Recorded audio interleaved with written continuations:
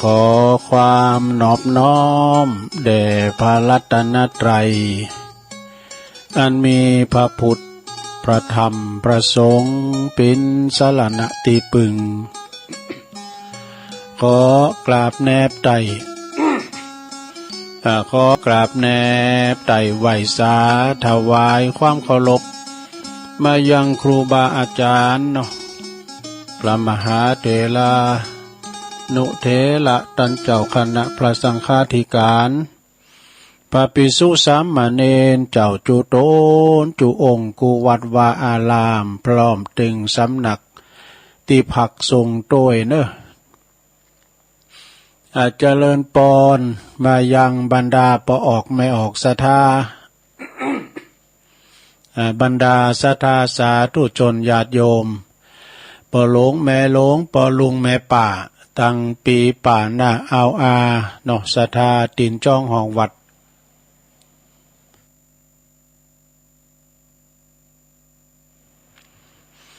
ตั้งเท่าแก่หนุ่มกำใจยิงต่างหลายเนาะตีได้เปิดวิทยุฟังกันอยู่ตั้งหอตั้งเฮินตั้งบ้านตั้งจองเนาะกันในเวลายามบ่ายมา3 โมงปลายก็มาฟังรายการสาระธรรมยามบ่ายซึ่งก็ดำเนินรายการบริหารเวลารับผิดชอบโดยตนตัวแห่งอาตมาภาพเก่ากับผมตุลุงนันชัยวัฒนาคเสโนแห่งวัดพระธาตุดอยน้อยตำบลดอยหล่ออำเภอดอยหล่อจังหวัดเชียงใหม่วันนี้ก็มาปิ้นตนเต้นเบิ่นนะ รายการตุลุงจะมีวันจันทร์วันการวันนี้วันศุกร์เป็นรายการของอาจารย์ท่านพระครูอภิวัฒนวิกรมแต่อาจารย์พระครูเพิ่งก็ไปเข้าปริวาสเนาะบัดสะดวกในการจัดเนาะอยู่ในป่าปริวาสนี่ก็ครูบาอาจารย์ก็หนักเรียกเพิ่งก็อบรมกันโดยเหตุการณ์มันแบบปกติมันได้ยินเสียงหูเข้าออกเสียงที่เปิ้นอบรมกันนี่นะจะบัดสะดวกในการจัดนะและเพิ่นก็ถ่ายทอดโดยอีกก็เลยมอบหมายถวายเวลาให้อาตมาภาพตั้งตุลุงได้บริหารเวลาไปให้ค่ำหนึ่งก่อนนี่นะตุลุงก็มาเข้ารายการ3 โมงก็มาเข้ารายการเนาะก็จะได้นำเอานาสาระเอาธรรมมาเทศพองอีกเอา เอาธรรมมาเทศถึงศรัทธาได้ฟังพองแก่งอมแก่เงากันไปวันนี้ก็เหมือนว่าวันศีลตัววันที่16ตัวก็เป็นวันพระวันศีลจะเทศนำเทศธรรมมรดกธรรมปืนเมืองให้ศรัทธาญาติโยมได้ฟังกันเนาะขอบคุณสถานีวิทยุก่อนที่เปิดรับสัญญาณรายการธรรมะส่งเวลา 15-17 นาฬิกาเนาะขอบคุณสถานีวิทยุคลื่นธรรมะของชุมชนวัดห้วยตองซักตำบลขวงเป่าเนอะ FM 98.75 เมกะเฮิรตซ์เนาะก็โซนไต่ซ้ายไต่ก็ฟังกันไปนะขอบคุณสถานีวิทยุของคณะสงฆ์อำเภอฝาง FM 102.25 เมกะเฮิรตซ์เนอะพี่น้องต่างเมืองฝางไม่อายใส่ปาการเนาะก็ฟังกันไปยามบ่ายนะยามบ่าย3 โมงนี่ บ่าย3 โมงในดูว่าสีแรงเนาะเดี๋ยวมันค่ำบ่อยยามหนาวนะสะดาเนาะขอบคุณสถานีวิทยุคลื่นธรรมะคลื่นพระพุทธศาสนาการศึกษาและวัฒนธรรมอันนี้ก็ของวัดฝายหินเนอะตำบลสุเตป FM 104.50 เมกะเฮิรตซ์โซนองค์ขลุงในเมืองก็ฟังกันไปนะลงเด้อขอบคุณสถานีวิทยุมนต์เสียงธรรมวัดบุภารามอำเภอแม่แจ่มเนอะ FM 106.25 เมกะเฮิรตซ์พี่น้องต่างแม่แจ่มก็ฟังกันหนักกันหลายนะขอบคุณสถานีวิทยุบ้านทุ่งเรดิโอ บ้านทุ่งเรดิโอนี่ก็ FM 89.50 เมกะเฮิรตซ์เนอะอำเภอสันป่าตองเนาะเปิ้นก็ได้ลิงก์สัญญาณไปบรรดาศรัทธาพี่น้องตั้งบ้านตั้งจองได้ฟังกันทุกอิริยาบถ4จะนั่งฟังนอนฟังยืนเตียวไปเตียวมา ยาการบ่รอบตอบได้ไปก็ฟังกันไปศรัทธาญาติโยมแก่งอมแก่เงากันไปเนาะในก็วันนี้ก็เป็นวันพระวันศีลนะศรัทธาญาติโยมทั้งหลายก็ไปวัดไปวาซาเข้าจังหันกันไปตักบาตรญาติปกกันแต่ละบ้านแต่ละจองก็มีวัดว่าอารามประจำเนาะเข้าวัดเข้าว่าซาเข้าจังหันมีอานิสงส์ทำบุญตักบาตรชงตอนเจ้าวันนี้ตุลุงก่อนน้อมนำเอาพระธรรมเทศนามรดกธรรมเนาะตามตีเจ้าภาพนะก็คือพี่ใหญ่ใต้โหพี่ใหญ่นาลงกิติวงศ์ปูนไปอยู่เมืองฝางบุญเนาะไม่อายกันเนาะเสียนตุนมือเปิ้นได้เป็นเจ้าภาพเตดว่าโอ้ตุเอาทำบะเก่ามาเตดกับน้องโอกมอันโมนกะนะทำมรดกธรรมปืนเมืองมาไล่โพดโลกเดี๋ยวจะเตดฟังเนาะศรัทธาเนาะแล้วก็จะมาสรุปฟังตอนกำบุญนั้นเนาะต่างอกต่างใจฟังกันเนอะศรัทธาในนำธรรมมรดกธรรมคำสอนปืนบานล้านนาเสียงก็บ่ค่อยดีเนาะ ก่อนที่จะฟังนำฟังธรรมนั้นก็เอาคติธรรมบักเก่ามาว่าก่อนเนาะอย่าหมิ่นเงินน้อยอย่าคอยวาสนาอันนี้มันเป็นประจำนะก็ลองฟังบ่เนาะศรัทธาเนาะอย่าไปหมิ่นเงินน้อยอย่าไปคอยวาสนาวาสนาเฮาเดี๋ยวมันดีไม่เหมาะอีกะวาสนาเฮาเนี่ยมาดื่มลำรวยกะนะจะไปมาจะไปคอยวาสนาแล้วไปเสวนากับคนชั่วคนชั่วนี่แบบคนเรียกว่าคุณพาลเนาะคุณพาลนี่มันดึงป้าเฮาไปทางดีดอกคบคนพาลจะพาไปหาผิดเนี่ยนะ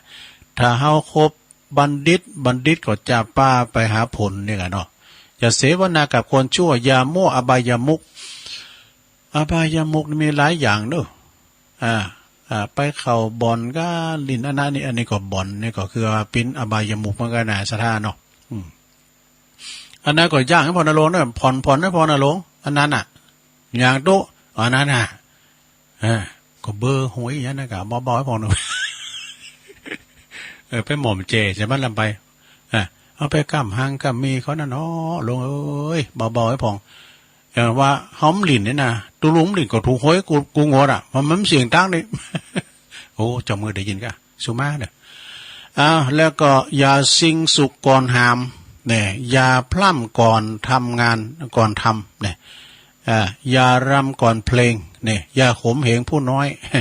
อย่าคอยแต่ประจบอันเนี้ยมาวานอย่าคบแต่เศรษฐีก็เดี๋ยวฟังได้เราเรื่องเศรษฐีนะนิทานเรื่องเศรษฐีนะเศรษฐีเงินผ่อนว่าทำไม่เกินลงเอ้ย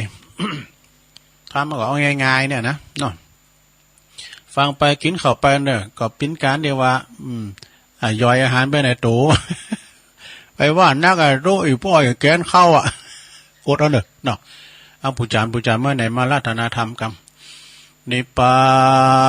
นังเยนะกัลลังลัมมังเยนะกาสายังบันดิโตตังโนมากังอุติสิตุงธรรมมุตตมังปัจจังอาราธานังกาโลมะ ก็ขอบคุณเจ้าภาพเนี่ยเป็นเจาะจงเอาทำตัวลุง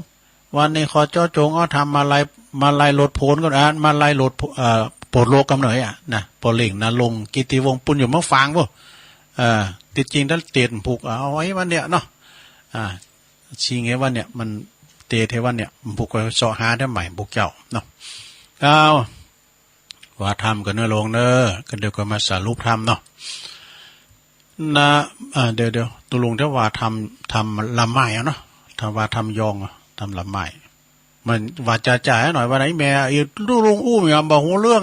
มันนี่ภาษายองเนาะตุลุงบอกว่าเจ้าว่าจ่ามาขี่ยามว่าเว้ยได้มาขี่ยาม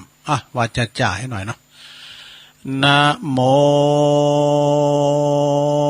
ตัสสะภะคะวะโตอะระหะโตสัมมาสัมพุทธัสสะ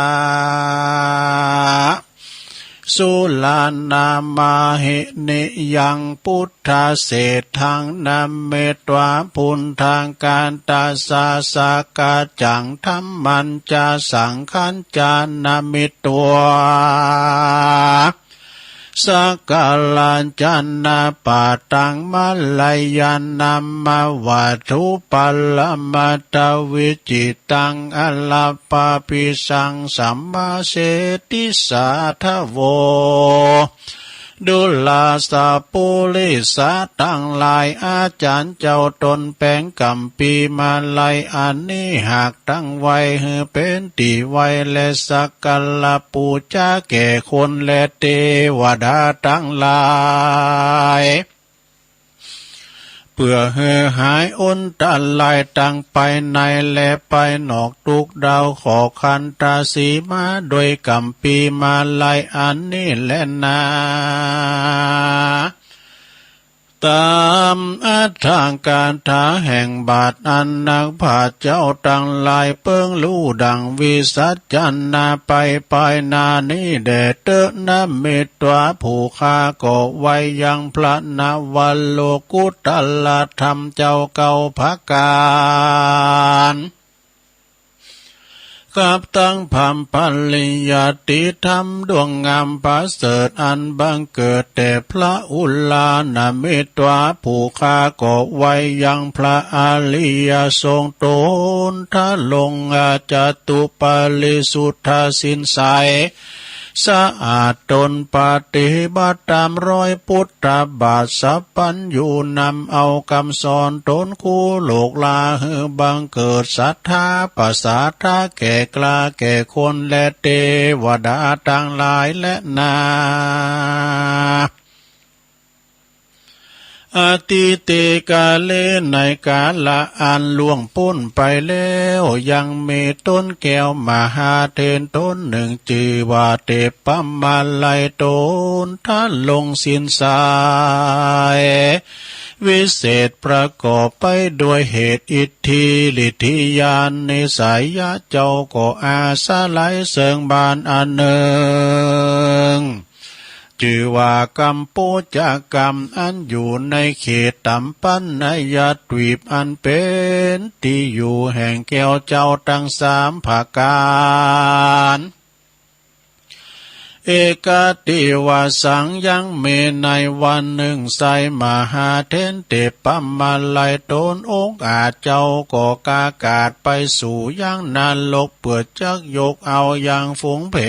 ศ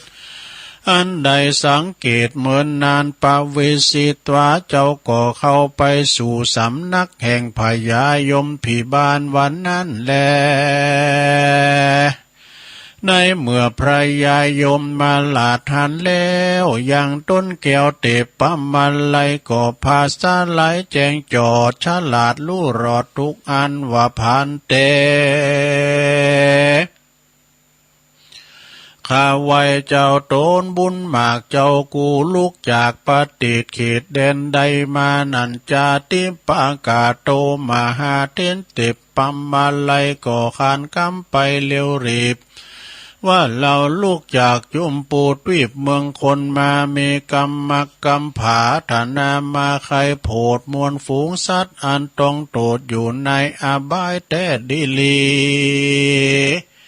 ยามาลาจาอาหะพระยายมมาลัดก็จึงยกนิ้ววาดวันตาวาคาแด่เจ้าตนวาคาแด่เจ้ากูภูมิบุญมากจบฉลาด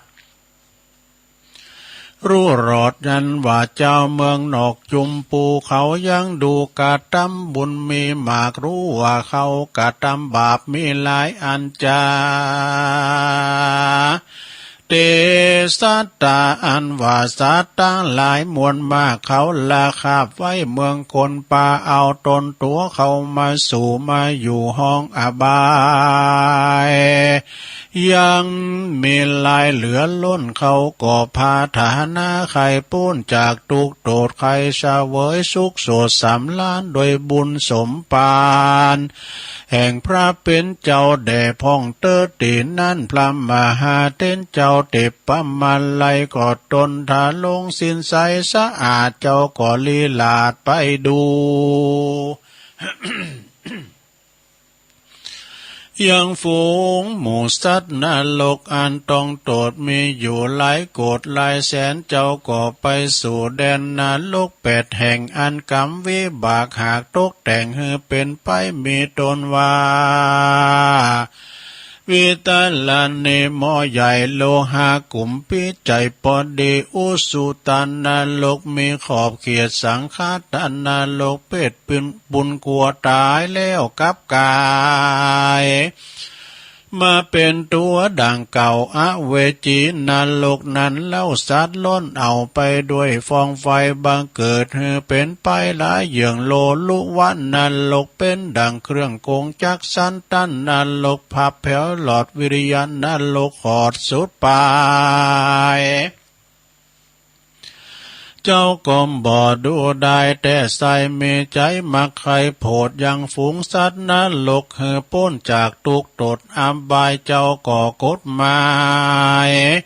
สังเกตไว้เว้นแต่ตีโผดบอดใดเพราะเว้นหาปาการยังจักทรมานกรรมวิบากเพราะอนันตริยกรรมหากเป็นนักจักเอารอไว้ทาพระอริยเมตไตรอันจักลงมาตรัสภายโพดเหือพ้นจากโตดเมื่อไปลุนและนาตีนั้นมหาเถรเจ้าเตปะมาลัยเจ้า ก็ปิกขึ้นไปไวบ่จ้าสู่สำนักยมราชอาหะก็กล่าวว่ามหาลาชตนฉลาดเป็นใหญ่ในอาบายฝูงสัตว์ตั้งหลายทุกหมู่ตวนนากูยิ่งใจอันถาลงทุกในอาบายยังเมหลายหมากโลนเขาบ่ได้พูดก็คือปวกกะตั้มเวนหาประการอันจักหล่อพระตนบ้านบ่อเศร้าคือพระอริยเมตไตรเจ้าอันจักลงมาโพดสัตว์นั้นแลนา ยมลาจาอาหะพระยายมมาลาดก็ยกมือขับวันตาวากาแด่เจ้าตนมีบุญมากตนกะลุณาโพดฝูงสัตว์ลูกสาธุดีอันหนึ่งผู้ข้าขอสั่งกรรมเมื่อบอกขอสั่งกรรมเมตตาเมื่อบอกแก่เจ้าเมืองนอกจุมปูเขาเล็งหลีบกาตั้มบุญตานรักษาศีลภาวนาบานอย่าได้ขาดอย่าได้ประมาทกาดอย่าไปตกอย่าได้ประมาทลาสาอย่าได้ให้เขาปิกปอกขึ้นมาตีเก่าอย่ามาทาลงตุกเล่าในอเวจีให้เขาเนกายหลีกเว้นพ้นจากทางเส้นเข้าสู่อบายขอนิมนต์พระเป็นเจ้าจงได้ผายแผ่นำเอากรรมนี้เมื่อบอกแก่เจ้าจุมปูอย่าให้เขาได้กาตามปานาติบาตอย่าเข้าอำนาจแห่งตัณหามีใจโมหะหลบเอาของตันอย่าเล่นจู้จากผัวเมียตนอย่าจุลายกำสนกำสอยอย่าดื่มน้ำเหล้าหล่อยาเมาอย่ากลเกาตาจีตีพรำอย่าใจหำด่าปอติแม่อย่าได้ตัดไม้สลีมหาโพอย่ามาแก้วโกดเจดีอย่ากาตำไล่แก่ภิกขุณีกาตำเหือเลือดตีนพระเจ้าออกจุงปากันพระกอบเหือเป็นหิตานุหิตะ ปาการหมั่นพิจารณาจำเลินเมตตาภาวนายังเตวาตุตังหาก่อจักใดเป็นบุญไปแก่การนำไปสู่จันฟ้าและเนลปานาขอนิมนต์ตันเป็นเจ้าจงนำเอากรรมนี้ไปบอกแก่เจ้าเมืองนอกจุมปูหลีบเตอเทโลอันว่ามหาเถรเจ้าเตปะมาลายตนทรงตนองค์อาจกันว่าได้ยินคำสั่งพระยายมมาลาดราชาเจ้าก่อสาเด็จมาด้วยลวงอากาศ ก็มาถึงอาวาสวิหารแห่งตนถึงวันลุนมาหลอดลุงเจ้าจอดมาถึงเจ้าก็มาถือเอาอย่างบาทและวีและเจ้าก็มาถือเอาอย่างวีและบาทนุ่งห่มผ้าย้อมฝาดคาดเป็นปริมณฑลแล้วก็สาเดชทนไปสู่บรรโพจานากรรมอันเป็นที่เคยเอาเข้าเป็นที่บาทในอาวาสเกหาตีนั่นแลมนุษสาอันว่าคนต่างหลายในบ้านตีนั่นเขาก็ปกเป่าเตือนกันว่าดูลาเรายิงใจต่างหลายเฮ้ยบัดนี้ตานมหาเถรเจ้าท่านก็ได้มาเมตตาขอจุงปากันหาสังมาใส่บาตรทุกคนขออาลาธนานิมนต์ไว้ก่อนเพื่อบ่ฮือผู้ค้าทั้งหลายย่อนตั้งตานหญิงใจลูกหลานเจ้าบ้านเขาก็ออกปากตานนิมนต์เขาก็มายอโยงเขาใส่บาตรอยู่ในหัตถบาตรตามวินัยกองแล้วผู้จบทองจานหลาดก็มาเวนเขาปินที่บาทแล้วก็ปาการอุทิศญาติน้ำหมายตานก็มีวันนั้นแลอาตานในกาลยามนาละ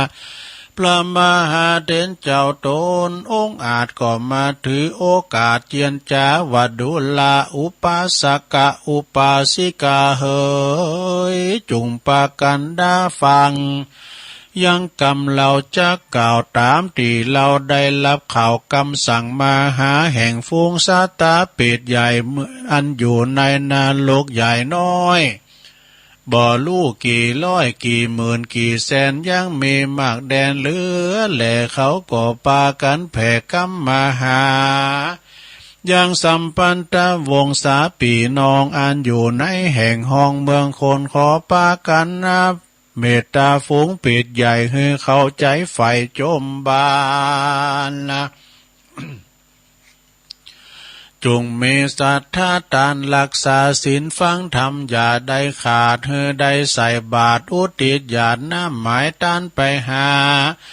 ยังฝูงสาตาเป็ดใหญ่ให้เขาได้ลีพ้นจากนรกให้ได้ยกขึ้นสู่สวรรค์ไปเตรียมตันแตบกลายต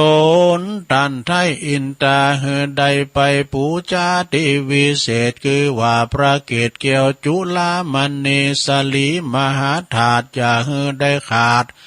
จุวันศีลแด่เตอว่าอันวันนั้นหันแลส่วนวามมหาเถรเจ้าเตปะมาลัยเจ้ากันว่าสั่งเฮมนุสากานาเจ้าจุมปูตรีบสันนั่นแล้วก็กากาดแก้วไปสู่อาวาสแห่งตนก็มีวันนั่นแลตั้งแรกแต่นั่นไปนาส่วนอันว่าคนตั้งหลายเขาก็ปากันเว้นจากกรรมหาปาการคือว่าบ่กาตามปานาติบาตบ่ฆ่าสัตว์ละของตานบ่เล่นจู้บ่จู้ไล่หลอกลวงพายบ่ดื่มกินสุราไอเมลัยเต้าแต่กาทำกรรมอันดีมีตนว่าหือตานรักษาศีลเมตตาภาวนาไปบ่ขาดปากันใส่บาตร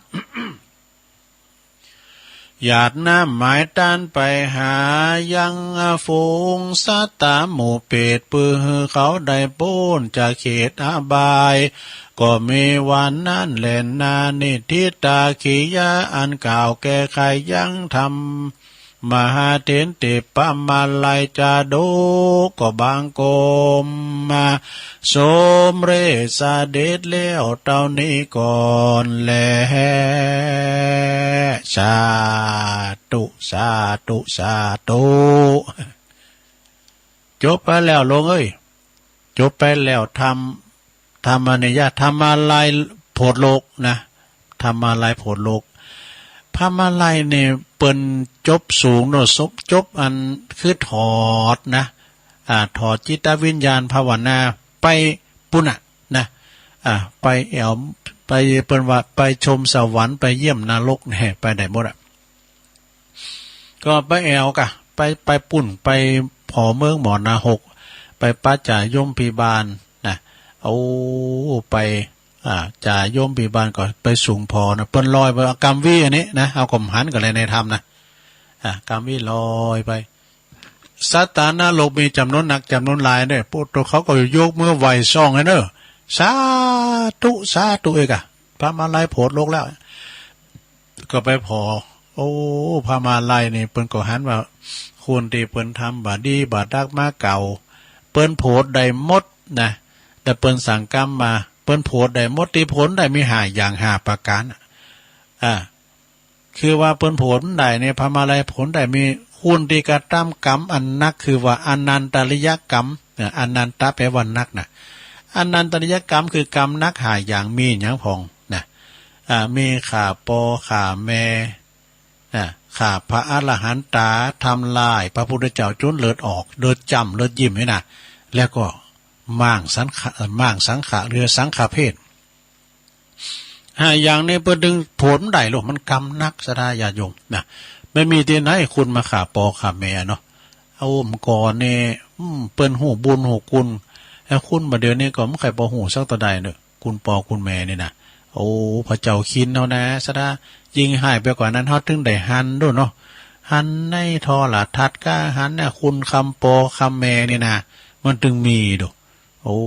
ก่อนเพิ่มจะมีกันเนาะอันมันก็ว่าเนาะสมเด็จก็คุณถามกับปากแซมพอกับมูนี่เนาะลงไปปากแซมเนี่ยห้อยจ้างโหนะอันนี้เปิ้นผลได้ข่าปอข่าแม่ข่าพระอรหันตาหน่อพระเจ้าไว้นะแล้วก็ทำลายพระพุทธเจ้าจนเลือดจำเลือดยิ้มมั่งสังขะพุทโธพระสงฆ์เปิดอยู่กันได้ดีไปมั่งสังขะสดาญาโยมได้เอาตัวเจ้าถูกกันลุงโบสถด้วยกันเนี่ยอันนี้ก็เป็นกรรมมันหนักเนี่ยสดาเนี่ยอันนี้พระมาลัยผลได้นอกจากพระอริยเมตไตรอันจะมาไปหนาจะได้มาโพดเนาะแล้วก็เพศตั้งหลายสัตว์นะโลกตั้งหลายก็อันก็เอาขอเมตตาท่านมาลัยเจ้าพระเจ้าอยู่เมืองคุมก่อนนี่ก็อันได้มีความประมาทได้กินได้ตานะมาก่อนปลาทะยังก็มีมันได้สอหอเข่าไว้นะเดี๋ยวมาตกอยู่ได้เนี่ยมาติดข้างอยู่ในหมอนนะหกหมอนนะจีนี่นะโอ้ปีกไปขอไปบอกคือลูกคือหลานก็เลยนะขอทานกูเข่ามาพองเตออีน่ะเนาะทานกูเข่ามาพองเตอนะเพราะว่าได้กินข้าวกินน้ำตายแล้วเกิดจะตายแล้วเกิดแล้วตายแล้วคืนเปิ้นคำเปิ้นเคล่ะนะจ่ายมพิบาลก็เจาะยำเปิ้นก็ทำลายมันเสี่ยงกรรมเนาะตายแล้วก็คืนมาแถมเนี่ยแล้วก็เปิ้นก็มาทรมานแถมอีกในเมืองของอบายเนาะพระอันพระมาลัยก็มันลาจ่ายมพิบาลจะปิกอะไรกันเนาะพระจ่ายมพิบาลก็สั่งกรรมไปด้วยนะสั่งกรรมไปขออันสั่งกรรมให้เจ้าเมืองนอกจุมปูให้เขาเลี้ยงรีบกระตั้มบุญให้ทานรักษาศีลภาวนาไปจ่ายจะไปให้เขาปิกมาที่เก่าเด้อไปเมืองสวรรค์บุญเด้อนะเนาะคือไปสวรรค์บุญเป็นนี่มันติมแล้วนะโอ้ที่นี่มันติมแล้วมิตรได้อยู่ไปเมืองสวรรค์บุญพองก็ทำดีกันเปิ้นเด้อนะไปมาขอนอยู่ที่นี่ลำไปหลังจากนั้นพระมาลัยเปิ้นก็ เสด็จมาโดยลวงอากาศก็มาสู่อาวาสแห่งตนตกวันลุงเจ้าก็มาถือเอาวีและบาทเนาะจะไปบิณฑบาตแล้วโดดนุ่งผ้าห่มขาดเป็นปริมณฑลเนี่ยเตียวไปเตียวสันติออกพิคาจาน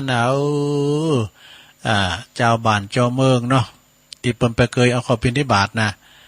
เปิ้นก็หันว่าโอ้บัดเดี๋ยวนี้ปั๊บอันตุเจ้ามาคุ้มเข่าเนาะพามาลัยมาโผดแล้วนะพากันมาเด้อมาใส่บาตรทุกคนขออาราธนานิมนต์ไว้ก่อนเปิ่มบ่หือบูขาตั้งหลายหย่อนตั้งตานเนี่ยนะยิงใจลูกหลานเขาก็ออกปากตานนิมนต์เขาก็มายอโยงเข้าใส่บาตรนะอยู่ในหัตถบาตรตามวินัยกองแล้วปู่โจ๊กท้องฉลาดเนาะปู่จานก็มาโยงเข้าบาตรสาธุอีตังโอตานาปินดาตานังติลาตานานังสักกะชุมเจมเจ้านี่อันนี้มันคำละว่าแต่ตัวผู้ก่อนค่อยว่าผู้มีกิจกรรมวันเสาร์น่ะโยงเข้าบาตรโยงเข้าพระเจ้าสุมาหาโกถาไกน่ะเนาะไปพารับศีลผู้น่ะกิจเก็บมันลงเด้อมันต้องมาเก็บดอกไม้หยังยกมือไหวก็พอแล้วเด้อทำบุญแบบง่ายๆเรียกว่า สมมุติที่ว่าเขาไปวัดยกวัดมาที่บ้านนะพวกนะแล้วถึงไหนละพอดีก็พระอมาลัยก็บอกว่าเดี๋ยวนี้นะอาตมาภาพเนี่ยนะไปเมืองมรณะหกมาเนี่ยปรากฏว่าปุตตุปู่ย่าตาโทษญาติพี่น้องเฮาที่เปิ้นหลงรับดับขันไปเนี่ยเปิ้นไปขอนอยู่ปุ่นนักเหนื่อยน่ะเปิ้นได้กินได้ตาเนี่ยเปิ้นทุกขเวทนาลำบากฮ้อนได้อาบอย่างได้กินเด้ออยู่ห้องอบายพุ่นนะเขาก็สั่งการมาปากันตานก็เข้าไปหาเปิ้นพ้องเเนาะได้ทำเพิ่นว่านี่หลังจากนั้นก็จ่ายโยมพม่าลัยก็ปิกมาไว้บ่อจ้าอยู่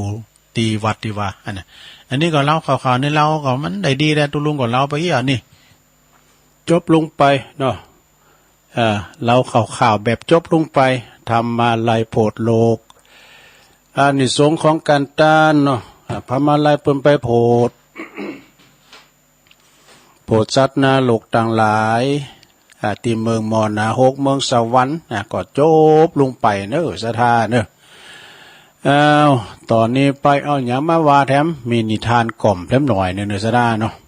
กระเดียวทรงที่สองก็ว่านิทานยาวเรื่องอภัยโจรเนี่ยโจรนี่เป็นจะใดราชภัยโจรภัยก็ภัยจากโจรนี่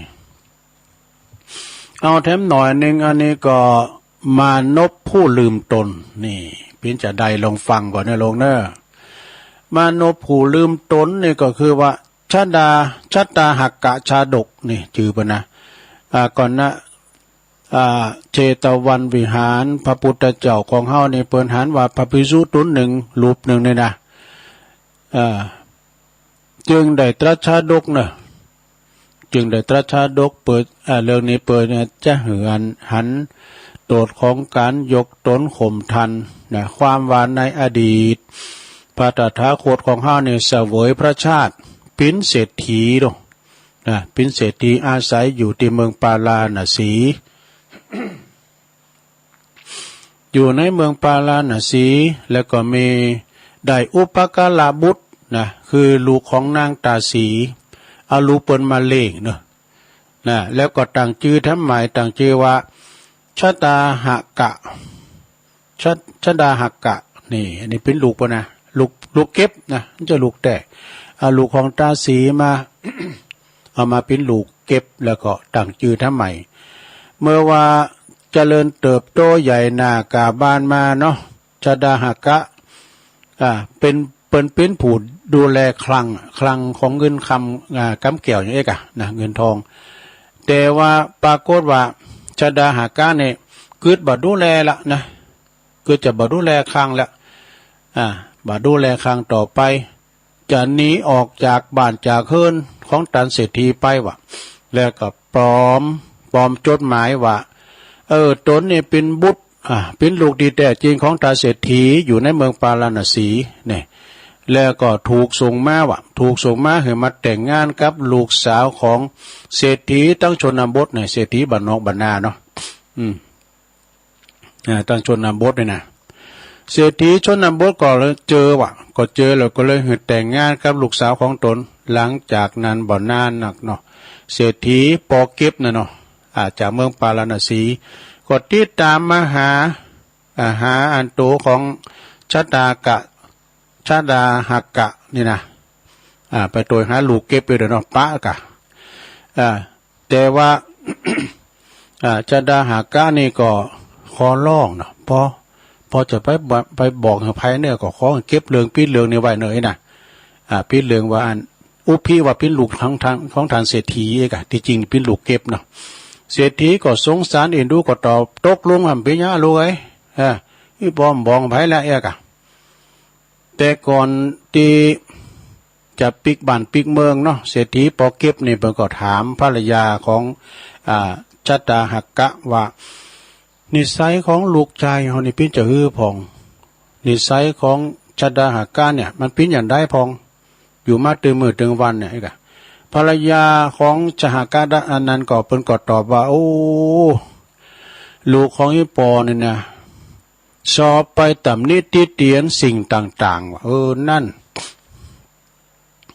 ไปตำนิตีเตนอย่างเปิ้นต่างๆเศรษฐีก็จึงหือมนนะหือมนแก่นางไว้บทหนึ่งนะที่มีความว่าผู้ติตีเตียนผู้อื่นที่เคยเป็นเจ้าของก็จะตามมาทำลายทานนี่นะเมื่อชดาหากะทำทาที่จะมากล่าวตีเตียนนั่นยังเนาะภรรยาเปิ่นก็จะกล่าวคาถาบทเนี่ยนะถ้ามือชดาหากะนี่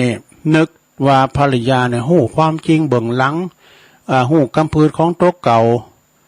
ฮู้กำเนิดของตัวเองแล้วจ้านะจึงประกาศตีเตียนไผอีกเลยนะจบและศรัทธาญาติโยมทั้งหลายนะนิทานก่อมในการละต่อมาจัดดาหการนั้นก็คือพระภิกษุผู้ชอบอวดดีนี่อวดดีนี่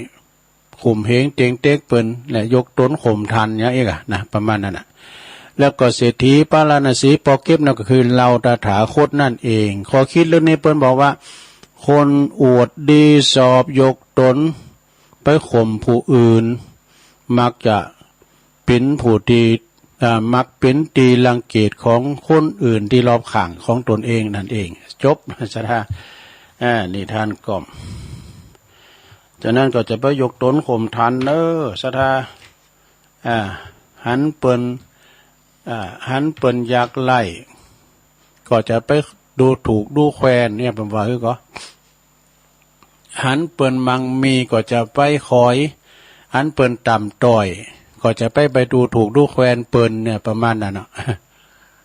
พี่นั่นนิทานคติธรรมกรรมบักเก่ามีทำบทเนอสถาเนอะอันนี้ก็เป็นกรรมคมเหมือนกันนะเป็นว่าเปิ้นก็บอกว่าคุณที่เปิ้นเป็นคุณตุกคุณจนเนี่ยนะเปิ้นบอกว่า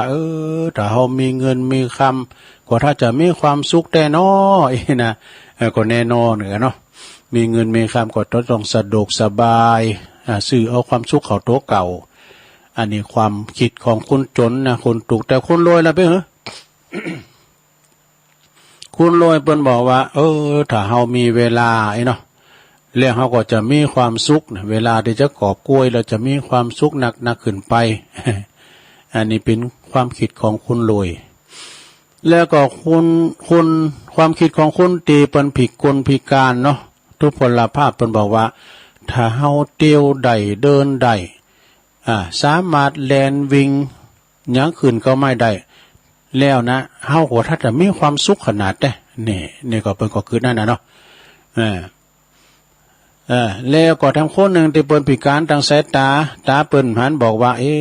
ถ้าเฮาพอโลกอันสดใสเฮาหันเฮาถ้าจะมีความสุขขนาดได้นะเฮาถ้าจะมีความสุขขนาดเนี่ยแล้วก็คนที่เปิ้นขอต้านเนาะกำเบิ่งหมอขอกินกับพี่น้องเจ้าบ้านเปิ้นก็บอกว่ามีถ้าเฮามีแต่แค่ว่าเฮามีแค่ข้าวกินก็มีความสุขแล้วมีข้าวกินเป็นวันๆนี่นะเนาะเอาตอนไปกำเบิ่งหมอขอกินกับพี่น้องเจ้าบ้านเจ้าจองนี่คนป่วยเพิ่นก็บอกว่า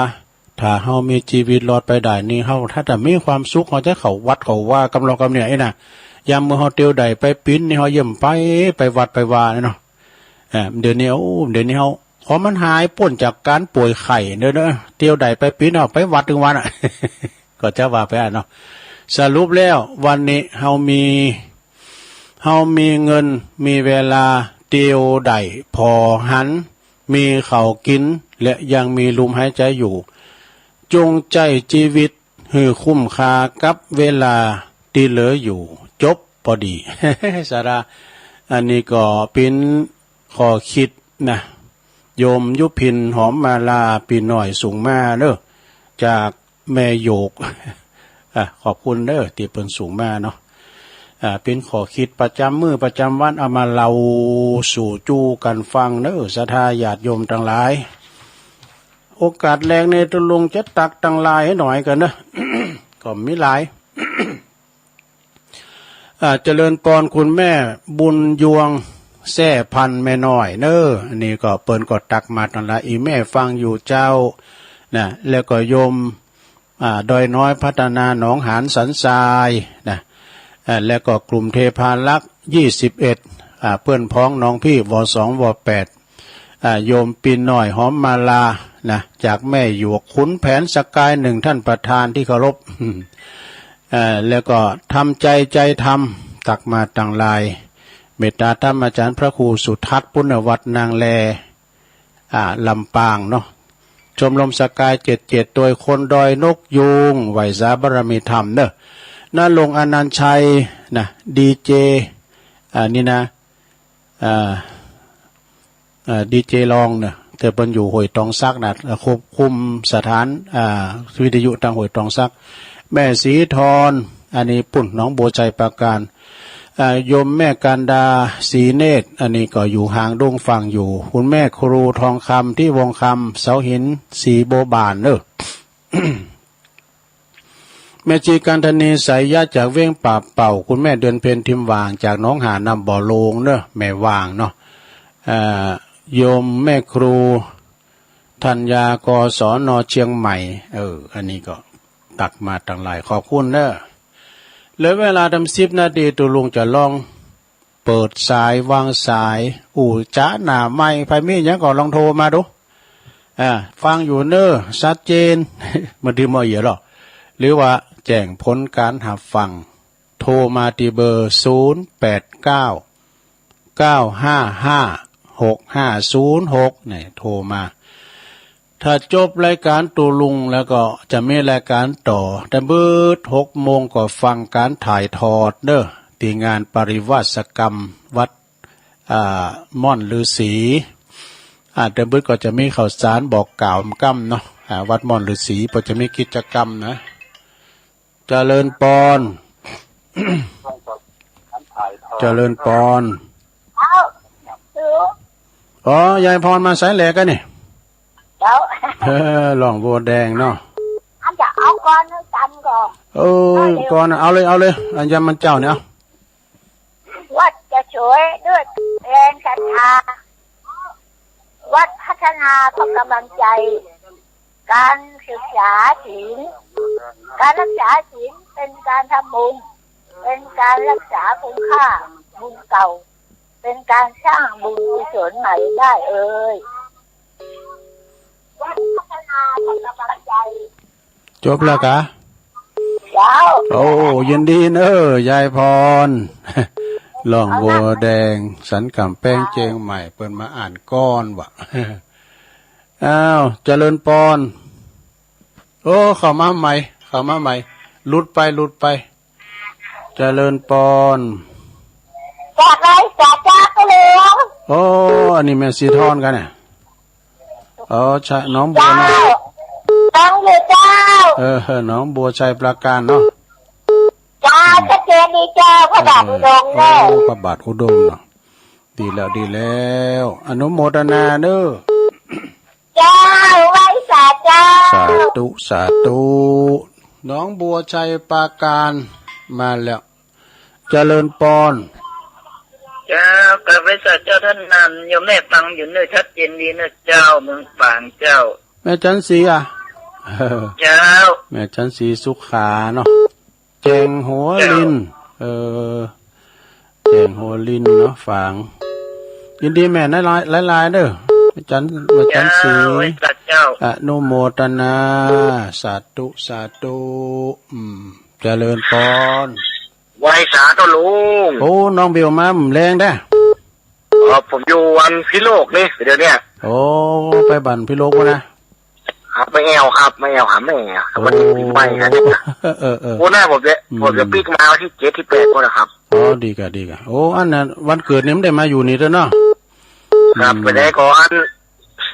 จะได้ก็ส่งใจให้ตัวลุงไปครับผมอยู่น้ำปุ่นก็ได้ยินอยู่ได้ไม่ได้ยินนะครับแต่ว่าผมซุ่มโทรเอาคนนั้นพี่ว่าซุ่มโทรก็ได้ก็เป็นสุขภาพแข็งแรงเนอะเหมือนกันเนอะอนุโมทนาเนอะกับวัดสาธุนะครับไปทำบุญด้วยนี่แหละดีแล้ว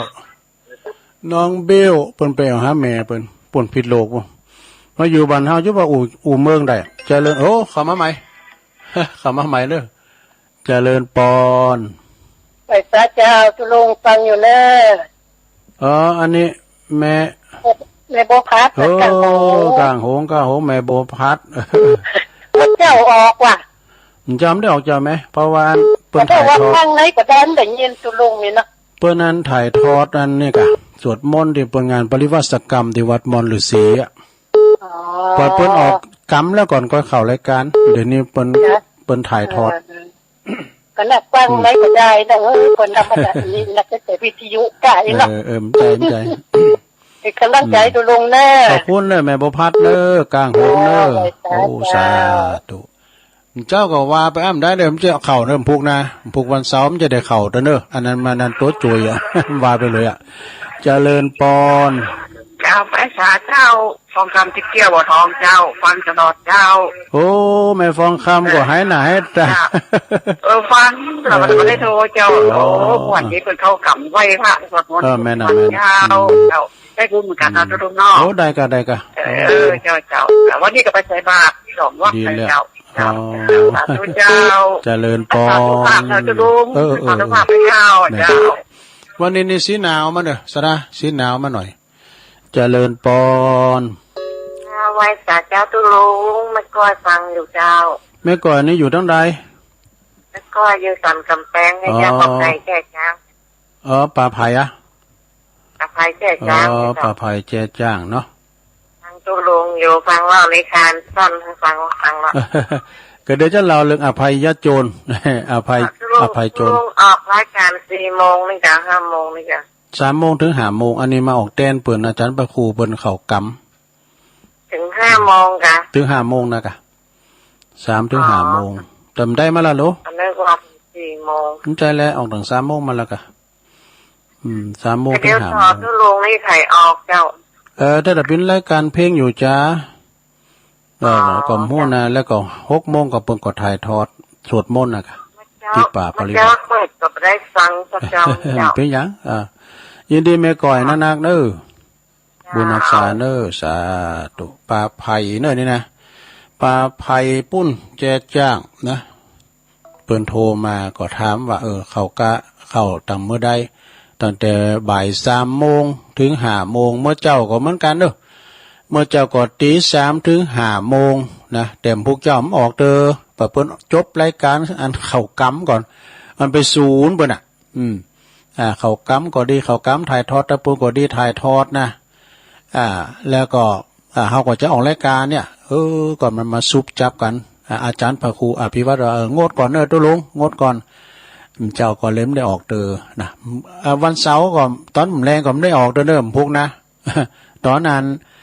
18 นาฬิกา 10 นาที 6 โมง 10นะถึง 2 ทุ่มนี่ก็พรมพามเปิ้นสวดมนต์บ่ดีกันเนาะเปิ้นอบรมบ่ดีถึง 2 ทุ่มพุ่นนะเอาไว้อาทิตย์หน้าเนาะรายการต่างๆก็จะปกติเนอะ แต่วันนี้ก็ถ้าว่าเมื่อบ่ายตอนแรกนี่มีปัญหาก็เข้ารายการได้นะเข้ารายการตั้งแต่ 3 โมงไปถึง 5 โมงเนาะตามปกติวันนี้ก็จะเป็นรายการของอาจารย์พระครูอภิวัตนวิกรมพระครูสุมเมธเขาก็ดีเนี่ยเปิ้นก็คุณติ้มวัดติ้มโขงแก้วอารามนะโหคุณหลายซะนะเปิ้นจะไปมาจัดได้เฮ็ดได้ อย่างอาจารย์พระครูสุมเมธธรรมเสวีดูต้องคอยดูแลกูสิ่งกูอย่างเนาะเปิ้นเป็นประธานจัดงานคุณก่อนนักก่อนหลายบึดคุณนึงมาติดต่องานบึดคุณนึงมาติดต่อเป็นเจ้าภาพด้วยกะครูบาอาจารย์ตุนได้อาพาธเปิ้นก็เลยเอารถโฮงยามาจั่วเลยนะรถโฮงยาโดยหล่อนะวันนั้นตุลุงก็ไปเสกวัดความดันบ่160ก็ว่ายังสูงจังโตเนี่ยเดี๋ยวนั่งรอสักกรรมเด้อเสกผอมกรรม153ก็ยังนักอยู่นะอาจารย์เชื่อขึ้นความดันเต็มนะหมอ60ว่ะยิ้มแบ่งให้ตุลุงนี่ไปบ่ฟิกรรมลิ้นนะเพราะว่ามันก็เป็นธรรมดาเนาะแต่ก็มันแดดร้อนบ้องกล้ามจ้ะตุลุงในความดันสูงนะมี190ก็เคยมีนะเนี่ยเอี้ยกะอย่ามืออันเนี่ยเฮ้ยเจ็บโหนักตะงอนเนี่ยลองไปเช็ควัดความดันผอหมออันที่เปิ้นมางานหันยะวัดมณฑาทิพย์หมอพวงยาเนี่ยกะโดยหล่อโอ้ตุลุง190ก็แน่พักคำเดียวก่อนวัดทำกล้ามก่อนลงมาให้มันหน่อยนะก็มีอาการเนี่ยมันเจ็บโหมเลยเนาะ เอาแล้วเนาะเต้าอีกันเนอสถาเนาะตึกแม่ก่อยปลาไผ่แจ้จ้างนี่ก่อนได้7 สายก็เดี๋ยวก็จะเปิดสายรอบ2แดมก้ามเนาะตุลุงก็จะพักให้ก่อนนะก็เดี๋ยวก็มาปะกันแดมก้ามเนอสถาเนอเจริญปอน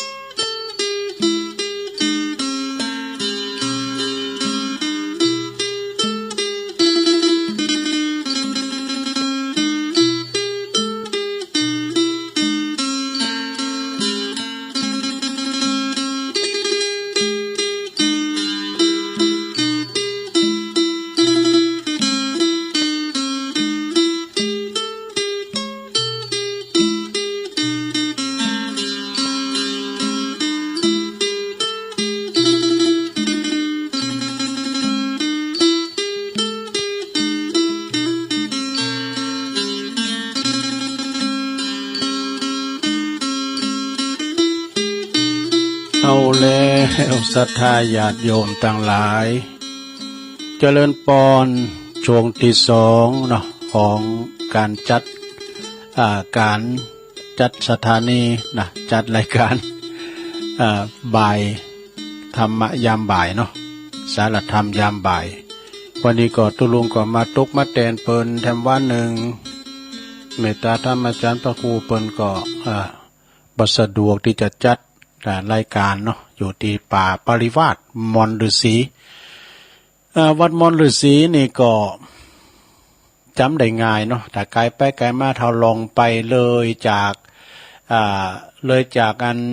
ปากตั้งดอยหน่อยนี่ไปก็ทั้ง3 กิโลเนี่ยก็ฮะเนาะก็หันพระเจ้าลงสูงอยู่หิมหุนตั้งก็เฮาลองไปอยู่ขวามือน่ะก็เฮาขึ้นมาก็อยู่ซ้ายมือน่ะสัญลักษณ์พระเจ้าโลน่ะวัดม่อนฤาษี แต่เจ้าตัวลุงลองถามเปิ้นน่ะเปิ้นมาทำบุญเนาะเป็นสวาตุเจ้าโอ้ตุเจ้าเปิ้นก็ฮ้อมขนาดเด้อเปิ้นมาหลากหลายปทุมธานีชลบุรีแถวปวจังหวัดเลยแถวกรุงเทพกัมจังกันเนี่ยภาคใต้ ไปถามพอเปิ้นก็มาทำบุญกันทำพองก่อน300 500 100ปันไปมีนะซะนะแล้วบางพองก็เปิ้นก็ไม่ต้องจดมันอยู่ที่ใจตุเจ้าบางตุน มันอยู่ที่ใจนะเปิ้นก็มาทำบุญวันละอันนั้นก็คุ้นหน้าเนาะมาตานวันร้อยก็แล้วแต่เปิ้นนะมีหันลายนึงตุลุงก็ลองถามเปิ้นจะถามแหละก็คือมันเข้ามาเปิ้นเขียนมาเนาะถ้าว่าเปิ้นจะอ่านชื่อชื่อเปิ้นก็เขียนชื่อใส่ซอง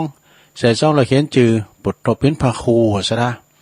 พินด็อกเตอร์กันด็อกเตอร์เนาะว่ายองเปิ้นน่ะด็อกเตอร์อ่ะพินด็อกเตอร์กันนะดูลุงก็ถามท่านอาจารย์เป็นด็อกเตอร์เหรอครับใช่ เปิ้นจบปริญญาเอกแต่เราลืมมาแล้วเปิ้นอยู่จังหวัดอย่างนั้นนะพินด็อกเตอร์เนี่ยที่ตุลงจังหวัดเอากรรมของอาจารย์พระครูน่ะอาจารย์สอยน่ะเปิ้นมาบอกว่าเปิ้นมาละมานะมาลดมานะมาละทิฏฐิ ยศถาบรรดาศักดิ์เปิ้นก็เอาไว้วัดหมดนะมาที่นี่เท่าเดียวกันหมดเท่าเทียมกันนี่นะมียศถาบรรดาศักดิ์มาปฏิบัติวุฒานวิธีนะมาชำระศีลก็มีหลากหลายสถาก็หายงอมเฮาอยู่หาน้ำมนต์แล้วทุกกลางวีกลางวันก็ดักหันสวาตุเจ้ากำแล้วเพิ่นก็อยู่โคตรภัยโคตรมันกันว่าบ่าย2มาแล้วเพิ่นก็มาชุมนุมกันมาฟังโอวาทธรรมให้กันเนาะคำมาแรงมาก็มากันสวดโยโกห้องกันเนี่ยอันนี้ก็คือกิจกรรมปริวัติกรรมตีวัดม่อนฤาษีจะไปออกบุญจะออกกรรมวันที่22นะศรัทธาญาติโยมทั้งหลาย แล้วก็วันที่18เนาะ18นี่ก็เปิ้นก็จะมีการต้านเมนเนาะเปิ้นสร้างเมนเนาะกฐินปีนี้เปิ้นสร้างเมลุก็ที่วัดเนาะแต่มันไกลหน่อยนะมันตั้งใต้พุ่นเปิ้นแปลงเมนเนาะแล้วก็เมื่อคืนวันที่18นั้นก็เปิ้นจะประสงค์ทั้งนั้นก็จะไปลายล้อมหลวงพ่อใหญ่นะองค์พระใหญ่ปูนที่บุญบุญนะเปิ้นก็จะสวดอิติปิโส108จบเนอะศรัทธาญาติโยมจะไปรวมสวดมนต์ด้วยก็ได้หรือว่าจะสวดอยู่ตั้งบ้านตั้งจอมเปิ้นถึงถ่ายทอดเนาะตั้งฝ่ายเห็นก็จะได้ย้ายกล่องย้ายเครื่องไปปุ่นห้านี้นะการสวดอิติปิโส108จบนะวันที่19ก็ส่งน้ำทาทำแล้วนะส่งน้ำทาตีวัดฮะเนาะนะโต๊ะโคโรดเอาน้ำเอาคุณอย่ามาให้คุณร้ายน่ะ ไปก็เลยจะส่งน้ำทาวันที่19เนาะเวลา9 โมงหลังจากบิณฑบาตแล้วส่งน้ำทากันเนาะอบต.เปิ้นก็จะไปลมโดยท่านนายกว่าที่100 ตรีสุรพงษ์กาบวังพร้อมกับสมาชิกอบต.แล้วก็ชมรมกำนันผู้ใหญ่บ้านไปกันหมดนะวันที่19ก็มีการส่งน้ำพระธาตุด้วยเอาแล้วเนาะตอนนี้ไปก็จะเล่านิทานก่อนก็ยาวเหมือนกันนะนิทานพระมหานาคพระมหานาคเถระเจ้านี่ยังมีอันนี้เป็นนางภิกษุณีองค์หนึ่งนะนางภิกษุณีนี่ก็เป็นนักบวชเป็นสุภาพสตรีเป็นพระชินาเป็นภคีนาศพนะผู้สิ้นกิเลสอาสวะเครื่องดอง สัตว์ในสันดานแล้วนะออกจากนิโรธสมาบัติแล้วเพิ่นก็เดินมาตามทางกับชนทั้งหลายพอมาถึงประตูพระนครประตูเมืองพระนครนางเทลีก็ยุดผักทัศมิงสมัยเยในกาลสมัยกาลกันครั้งนั้นก็พระผู้เป็นเจ้ามันจะเป็นพระพุทธเจ้านะพระผู้เป็นเจ้าก็คือว่าพระเถระหรือว่าตุเจ้าเป็นไปกุมเข้ามานะพระผู้เป็นเจ้ามหานาคนี่กะมหานาคที่เป็นจำภาษาอยู่ในกาลวลีวิหาร พระผู้เป็นเจ้าเข้าไปบิณฑบาตในบ้านได้อาหารแล้วก็ปีกมาออกมาเทลังทิตวาก็มาหันนางเทลีนะนางอยู่นาทีนั้นจึงถามว่าท่านไปบิณฑบาตแล้วหรือยังนะนางภิกษุณีเทลีนั่นก็บอกว่าข้าพเจ้าบ่มีบาตรพระคุณเจ้าข้าพเจ้าบ่มีบาตรครั้งนั้นพระผู้เป็นเจ้าพระมหานาคก็ฮือบาตรแก่ฮือบาตรตีใส่อาหารฮือแก่นางฮือบาตรตีติ้มไปด้วยข้าวฮือแก่นางเทลีนางก็รับเอาบาตรกับอาหารทั้งอาหารมาฉันเนาะหลังจากว่าขั้นนางเทลีฉันเข้าแล้วก็ล้างบาตร7 บาตรปิ้นอย่างดีหือแห้งแล้วก็น้อมนำไปถวายแก่พระมหานาคจึงมีวาจาว่าเนอะข้าแด่ท่านผู้เป็นบิดานี่ ข้าแด่ท่านผู้เป็นบิดาท่านแสวงหาอาหารได้มาโดยลำบากวันนี้นะในวันต่อไปข้างหน้าท่านก็จะได้รับอาหารที่มีราคาแล้วก็อาหารที่ได้มาโดยง่ายนะนางเทลีว่าดังนั้นแล้วก็นมัสการพระมหานาคแล้วก็หลีกไปนะจำเดิมตั้งแต่วันนั้นมาเนอะพระมหานาคไปบิณฑบาตที่ไหนที่ใดชนทางหลายก็มีความเหลื่อมใสมาใส่บาตรอาหารกันว่าไปตีกาดก็แม่กล้านายขายก็มาหลุมมาใส่บาตรกันเนี่ยกันเนาะมีอาหารอันประณีตบรรจงมีอาหารที่ว่าตีจันเลิศนะอาหารนั้นก็ประณีตมีราคาแพงมากกว่าดูเพิ่นเอามาใส่บาตรนะโดยผลตี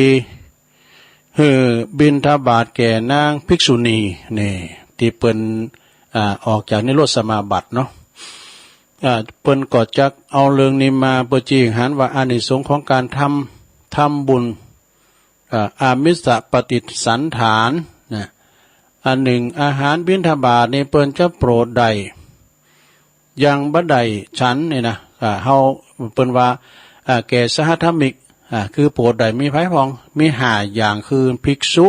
1ภิกษุณี1สามเณร1สามเณรี1แล้วก็นางสิกขามานา5อย่างนี่นะจะใส่ภาชนะก็คือบริขารของตนก็หือกวนแต่คนนอกนั้นก็บ่กวนโดยบริขารของภิกษุเนอะนะปิ่นเจดีย์คฤหัสถ์อันหนึ่งเปิ้นว่าของตียังบ่ได้ฉันควรให้แก่บิดาก็คือป้องให้แม่ได้นะแล้วก็ควรให้แก่พระราชาก็ได้ควรให้แก่โจรคือพระโจรบ่ได้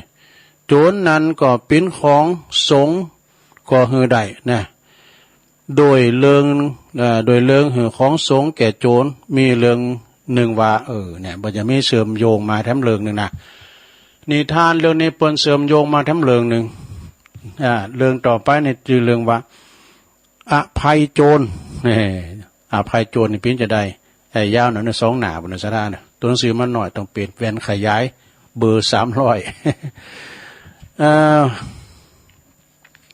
นี่ท่านเจ้าก็เสริมโยงมา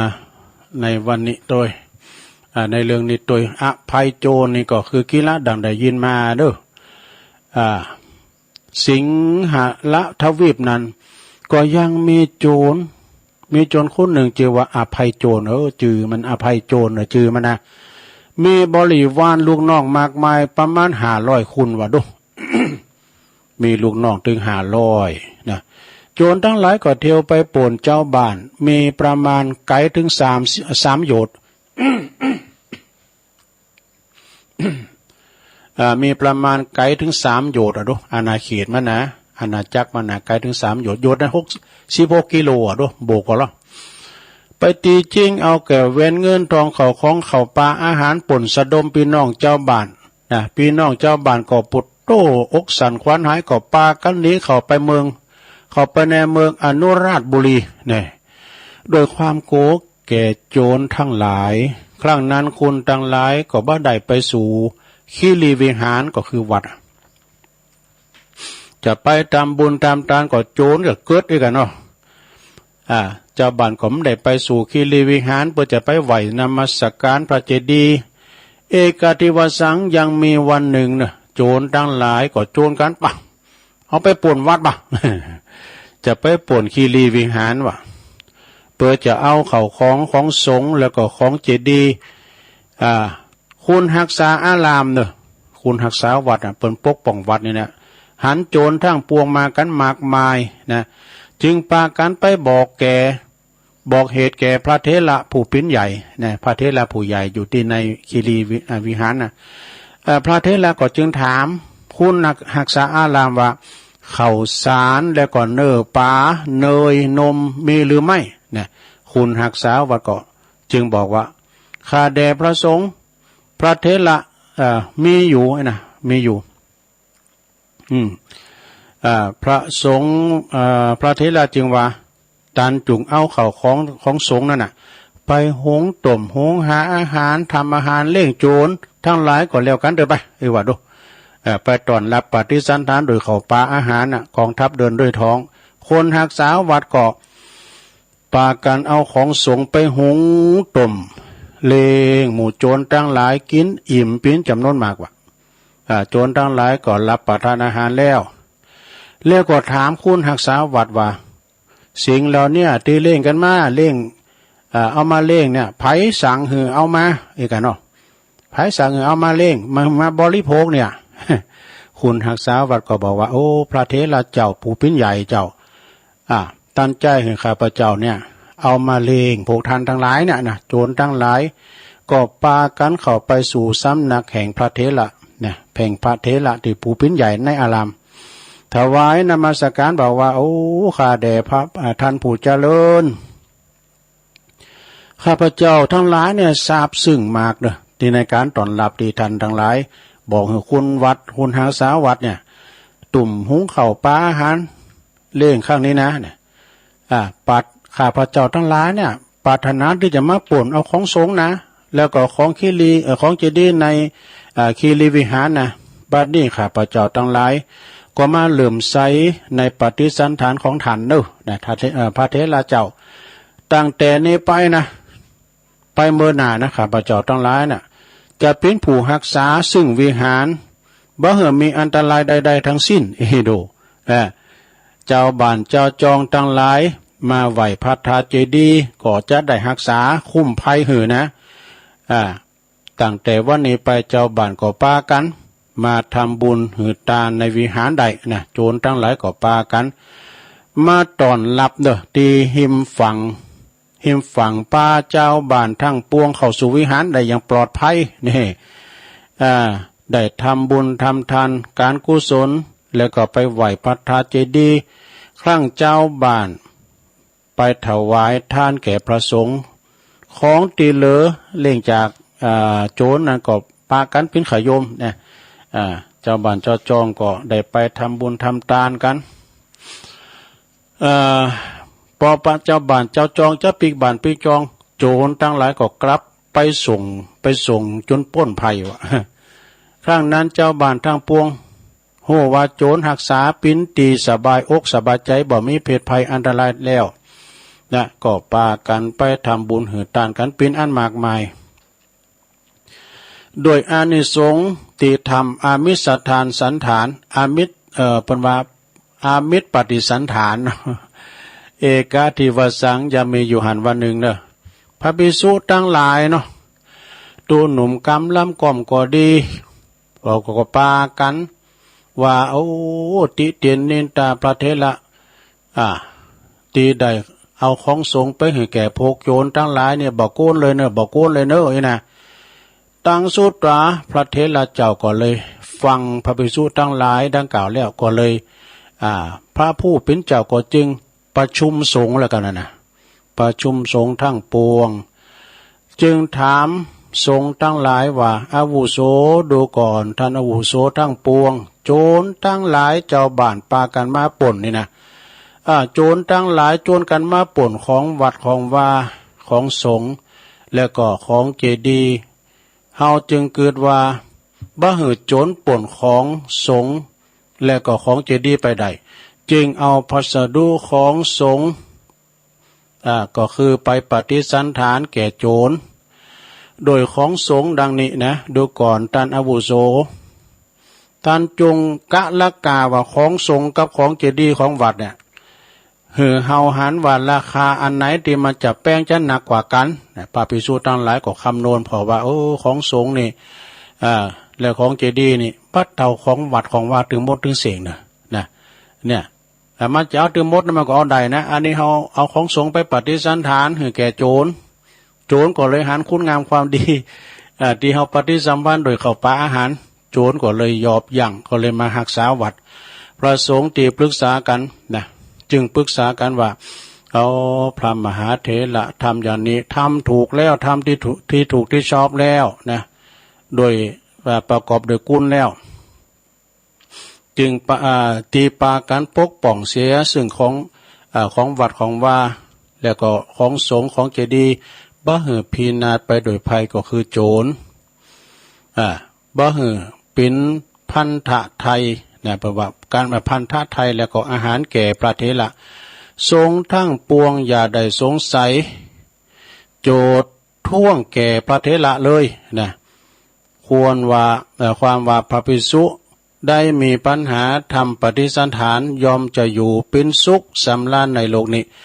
โจรทั้งหลายก็บ่เบียดเบียนนะบ่เบียดเบียนตีบีทาดังวิสัชนามานี่อันหนึ่งพระภิกษุจะสงเคราะห์โดยอามิตรแก่ปุกละตีแป้แก่สงครามเข้ามาวัดหนึ่งเนี่ยคือว่าเป็น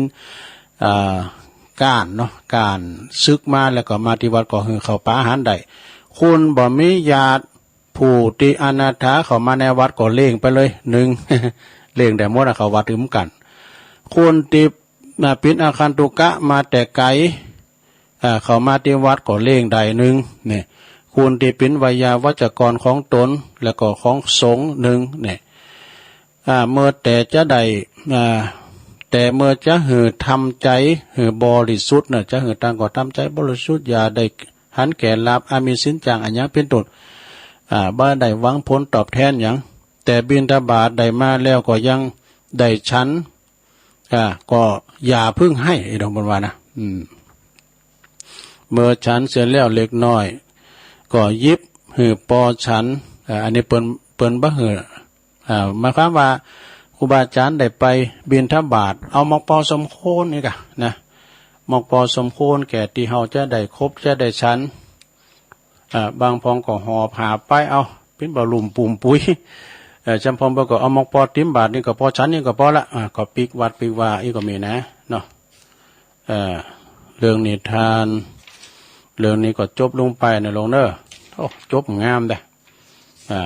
ตุลุงก็สรุปจังมันเป็นอย่างเงี้ยอภัยโจรอันนี้ขีดไว้ก่อนอันนี้อ่านแล้ว3 ปีก่อนมาอ่านกันเอากับนกดื่มแห้วนิทานก็จบลงไปศรัทธาญาติโยมทั้งหลายไปเลพอแล้วมันก็ยาวไปหน่อยนึงก็เป็นยังเอามาเล่าสู่จู้กันฟังเนาะศรัทธาญาติโยมทั้งหลายวันนี้ก็เป็นวันพระวันศีลโดยเป็นวันที่16โดยลืมไปว่าวันนี้พระอาจารย์เน้นหลักเพิ่นบอกว่าวันนี้ครบรอบ1 ปีในการจากไปของแม่อุ้ยยายอ้วนกิติลังกาครบรอบปีวันนี้วะนะศรัทธาญาติโยมทั้งหลายยายอ้วนเนี่ยที่เป็นแฟนคลับ ขุดตุนกูองค์เปิ้นก็จังโทรมาข้างสุดท้ายตุลุงออกตีสี่ปลายเนาะเปิดสายลุงโอนยังโทรมาอยู่นะโทรมา7 โมงไปได้ยินเปิ้นโทรหากันไลน์หากันแม่ลุงโอนมีแล้วนานเปิ้นไปง่ายเนาะลุ่มหายแต่จากไปแล้วก็ครบรอบ1 ปีวันนี้พอดีเนาะครบรอบ1 ปีวันนี้พอดีวันที่16แล้วก็หลายคนที่เปิ้นเคยฟังรายการเฮาเนี่ยเปิ้นล่มหายตายจากไปนะก็เป็นธรรมดาเนาะสัจธรรมนะที่เปิ้นฟังรายการที่เฮาฮู้ก็ดีนะองค์กรนั้นก็มีแม่น้อยจุ่มแก้วสุมาเนี่ยลูกหลานเด้อที่ตุลุงเอ่ยนามเพิ่นน่ะก่อนเพิ่นก็ฟังแม่น้อยนี่เปิ้นแปลงอันตุ่นคาหรือเปิ้นปูจ้างามแหละต้องมีหันเตอตุลุงไปหับตาลที่ผาเงิบเนาะเปิ้นโทรหาไอ้แม่จะรออยู่ข้างกำแพงเด้อว่ะนะปีกมาก็รออยู่หันแต่รออยู่หันนะเปิ้นก็ตาลเปิ้นเคยว่าอันอีแม่มได้โทรก็เอ่ยชื่ออีแม่พร้อมกันเด้อนะแม่น้อยจุ่มแก้วเปิ้นก็ไปสวรรค์แล้วนะต่อจะหันเหมือนน่ะพ่อน้อยซ่านพ่อน้อยซ่านนี่เปิ้นก็อยู่สุวรรณวิหารน่ะแม่น้อยก็อยู่สุวรรณวิหารพ่อน้อยซ่านโทรมาเนาะโทรมาอย่าเมื่อแม่น้อยเปิ้นเสียแก่ชีวิตไปตุลงแม่น้อยนั้นเปิ้นมีแล้วเด้อเปิ้นเสียงแหบนะเสศพแม่น้อยจุ่มแก้วไปเหมือนนั้นพ่อน้อยซ่านไปทำไมดูเทศกันไปหาน่ะอันนี้จังแต่เด้อสะท่าเนาะเป็นความที่ว่าสูญเสียต่างกันท่านผู้ฟังเนาะท่านผู้ฟังแฟนรายการเนาะแล้วก็หลายตีนะแม่น้อยบุญนำลูกอันนี้แม่เขาหูกะอันนี้มันหลายด้อยท่านแก้วอันนั้นเจียว่าแม่น้อยสุขสบายเนี่ยก็โทรกันอย่างนั้นมากับเป็นไทยพองเนี่ยพองเจ้าข้าอย่างเพิ่นก็ลุ่มหายไทยจากไปสะท่าญาติโยมอันนี้จังเนาะแล้วก็หลายท่านตั้งซ้ายขวงเป้าเนี่ยก็แม่โบคลี่นะแม่โบคลี่นี่ก็ฟังตลอดแล้วก็โทรมาอันน่ะเนาะก็ได้รับการแจ้งอันแม่ครูฟองจันเขียวหน่อเมืองตุลุงเนี่ยเปิ้นมาวัดเนาะแฟนรายการตุลุงก็เสียงบุญไปแถวแล้วเนิ่นน่ะไผเนี่ยก็แม่โบคลี่นะกะเปิ้นเป็นเคยญาติกันไปสวรรค์แล้วเนาะก็อันเนาะศรัทธาญาติโยมเนาะก็ลุ่มหายตายจากกันไปความตายเนี่ยเป็นสิ่งที่บ่แน่นอนแล้วก็หลายท่านเนาะที่เปิ้นฟังมีหันเตอเนี่ยตุลุงก็ไปหับตาลที่ไหนก็ลืมไปละนะเพิ่นก็เปิดวิทยุน่ะอยู่ข้างปราสาทอบเปิดวิทยุน่ะอันนี้ก็มันทำเหือนคนเฒ่าเนาะคนเฒ่าที่เปิ้นได้ไปไหนฟังรายการก็มีความสุขไปครูบาอาจารย์กุตุนกุองค์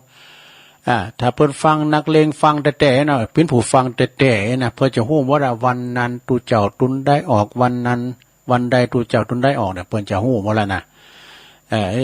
เจ้าก็ตุลุงก็ไปเข้ากรรมไปตั้งแต่ว่านะปีอายสุทัศน์นะหรือว่ากู้ภัย55สุทัศน์นี่เปิ้นอยู่พุ่นสันติสุขพุ่นน่ะตำบลสันติสุขว่าโทรมาตุลุงย่ำได้ยินเสียงตุลุงออกได้เป็นติดพุ่นน่ะก็ออกนะครับวันนั้นก็ออกเหรอแต่เดี๋ยวนี้ไม่ออกเตออีกเจ้าเพราะว่าเปิ้นเข้าปริวาสอันกายนี่แล้วก็เดี๋ยวจะออกแล้วก็เดี๋ยวถ้าฟังเลยเพื่อว่าฟังคำว่ามันก็ได้ยินนี่ว่าถ้าว่าฟังทางซ้ายตั้งแม่วางก็นะเนาะก็บ้านทุ่งเรดิโอก็เนาะอันนี้เพิ่นจะไปทางปุ่นบ้านทุ่งเรดิโอคืนของบดมนี่ก็ไปไกลนะแล้วก็ถ้าว่าเมื่อวันเมื่อคืนนี่ก็หลายเนาะแม่วางเรดิโอแล้วก็ทำเมื่อคืนแต่ตั้ง8 โมง 2 ทุ่มขึ้นไปอันพิเศษสถานีบ่น่ะแต่ตุลุมได้ออกนะเปิ้นก็จะขยายกับไปหลายจังหวัดและสะดาเนี่ยไทยภาคเหนือล้านนาเฮานี่นะซุ่มเสียงก็ไปกันหมด แต่ถ้าว่าเฮาออกช่วงตอนเจ้าตีสามนี่ก็มี5-6สถานีด้วยกันนะที่เปิ้นฟังกันน่ะแต่ก็นะอาจารย์พระครูอภิวัฒนวิกรมตีสามนี่มันจะมีไผฟังตุลุงเนี่ยก็ลองเข้าไปเต้ยก็เอาเขาว่าปิ้นขวัญใจคุณเฒ่าที่เปิ้นนอนบ่หลับเมื่อเจ้านี่มันชัดเจนดีวิทยุก็ไม่รบกวนเพราะว่าสัญญาณทางอากาศ มันจุนกันไผเปิดก่อนก็ชัดเจนดีกันเนาะฟังรายการเมื่อเจ้าตีสามถึง5 โมงก็จะมีครูบาอาจารย์จัดหลายก็หลายตุนเนอะวันจันทร์วันการตั้งแต่ตุลุงจะจัดวันพัดวันศุกร์วันเสาร์พัดศุกร์เสาร์ก็จัดรายการตีสามถึง5 โมงแล้วก็วันติดก็ท่านพระครูวรธรรมานาถความจริงนี่เพิ่นออก4 โมงบนตี 4บ่ตอนเจ้าก็อาจารย์พระครูอภิวัฒนวิกรมบางทีเพิ่นก็เอาเทปสวดมนต์ใส่ก่อนนี่ก็วันติดนะถ้าวันจันทร์ก็ท่านพระมหาสมชาติชาตปัญโยเพิ่นก็จะเข้ารายการตั้งแต่ตี 3ถึง5 โมงเหมือนกันเนอะแต่ถ้าหากว่าวันอังคารนี่ก็อาจารย์พระครูอภิวัตรก็จะเข้าโหตั้งโหให้หน่อย1 3 โมงนะถึงเวลาอันวันการนี่ท่านอาจารย์ปีโบกทิฏฐิวัดทิฏฐเมธีวัดอันศรีชุมโพธารามฝั่งไหลปิ้งบุญนะเปิ้นจะมาเราเนื้อทำโง่เขาตรองเลยนะแต่ก็เปิ้นจะมีงานเนี่ยเปิ้นไม่ได้มาหลายรายการแล้วนะอาจารย์ปีโป้นี่ก็วัดศรีชุมโพธารามเปิ้นจะเข้ากรรมเด้อ25ถึง30 ธันวา25ถึง30 ธันวานี่เปิ้นจะเข้ากรรมที่โคงแก้วอารามทั้ง3วัดศรีชุมโพธารามตำบลบ้านเลินเด้อเปิ้นก่อนนี่มุนตุลุมเหมือนกันมันซูบจับกันที่วัดม่อนห้วยแก้วตำบลเดียวกันก็ไม่ได้ไปนะอันนี้ก็มันชุบจับกันเลย25ต่อ30ที่วัดม่อนห้วยแก้วอาจารย์สมหวังเนาะแล้วก็วันพุธเนาะรายการเมื่อเจ้าวันพุธนี่ก็เมตตาธรรมอาจารย์ท่านพระครูสังฆลักษณ์ธนอัตรัตนศิรินี่อันนี้เพิ่นก็จะมาเทศมรดกธรรมเด้อวัดสันมานะหริการามจะมาเทศนำเทศธรรมแล้วก็วันพุธพัดศุกร์เสาร์ก็ตุลุงอันนี้เป็นรายการตอนเจ้านะ ก็เอามาเล่าสู่จูกันฟังแต่ช่วงนี้เน้นได้ฟังกันเด้อตั้งคณะวัดฝายหินนะตุปีหนุ่มเขาพระสมณเณรตะวันเขาเนี่ยเป็นนำทีมงานมาถ่ายทอดเสียงก็จะเอาวัดอันฝายหินเป็นหลักเนาะถ่ายทอดเสียงในงานปริวัติกรรมตลอดไปนะแล้วก็ถ้าว่าทรงตอนมื้อแลงก็เหมือนกันเด้อตอนมื้อแลงนี่ก็ตอนบ่ายนะก็ออกได้อยู่แต่ผมเติมมันก็จูนกับเปิ้นอบรมเหมือนกันวันจันทร์วันการก็เป็นรายการตุลุงวันพุธก็ทำเด็กก็สนทนาธรรมอาจารย์พระครูอภิวัฒนวิกรมดำเนินรายการแล้วก็ผู้สนทนาธรรมก็ท่านพระครูสุเมธธรรมเสวีอันนี้เปิ้นได้มาแต่เพราะว่าวัดเปิ้นมีงานคุณติ๋มนั่นนี่เนาะ แต่ว่าวัน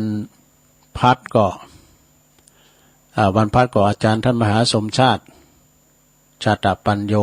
แต่วันศุกร์วันนี้ก็ท่านพระครูอภิวัฒนวิกรมแต่ว่าเนื่องจากว่าเปิ้นไปเข้ากรรมเปิ้นก็ได้จัดเนาะมอบหมายถวายเวลาให้กับอาตมาภาพตุลุงก็จัดแดนไปนะจัดแดนกันไป